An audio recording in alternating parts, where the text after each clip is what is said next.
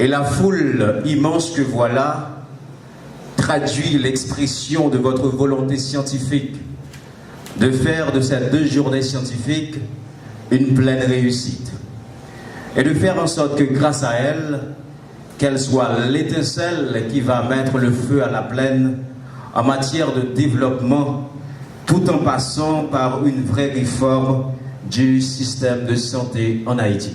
L'entrepreneuriat est la poursuite d'une opportunité qui va au-delà des ressources disponibles. Il y a 3 mots pour moi qui sont clés là. La première chose, c'est le terme poursuite. Poursuite dans le sens que ça veut dire, ça demande un certain niveau de focus, de concentration. Ça veut dire que c'est un processus, ça ne va pas se faire du jour au lendemain. Et le deuxième terme, c'est l'opportunité au-delà des ressources disponibles. Parce que la première limite que vous vous dites en général, surtout par rapport à en Haïti, oui, mais on est en Haïti. Et justement, c'est ce qu'on veut à partir de cette présentation, de changer cette façon de penser, de changer cet état d'esprit. C'est un expert à trouver des choses qui sont cachées à la vue de tout le monde. Très souvent, il y a une crise qui arrive dans le pays, et puis à un certain moment, comme tout, ça va passer. Après la pluie, vient toujours le beau temps. Et qu'est-ce qui arrive?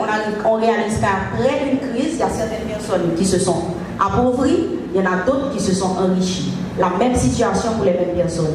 Pourquoi? Parce qu'il y a un où les autres voyaient problème, lui, il a vu solution, qu'est-ce qu'il pouvait apporter. Si vous pensez que vous êtes à court d'argent, ce n'est pas le cas, vous êtes à court de problèmes à solutionner. Il y a une anecdote que j'avais lue où c'était un démarcheur qui vendait des souliers. On l'a envoyé dans un petit pays, dans un endroit très reculé pour vendre les souliers.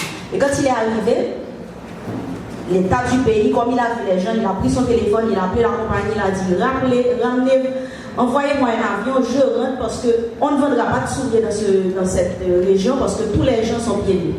Alors qu'il y a un autre que lui, il était en même temps, il a appelé la compagnie, il dit ce qu'on a envoyé comme stock n'est pas suffisant parce qu'ils sont tous pieds nus.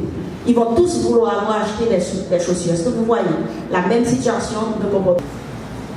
Comme le dit l'OMS, la santé est un état complet de bien-être physique, mental et social qui ne consiste pas seulement en l'absence de maladie ou d'infirmité.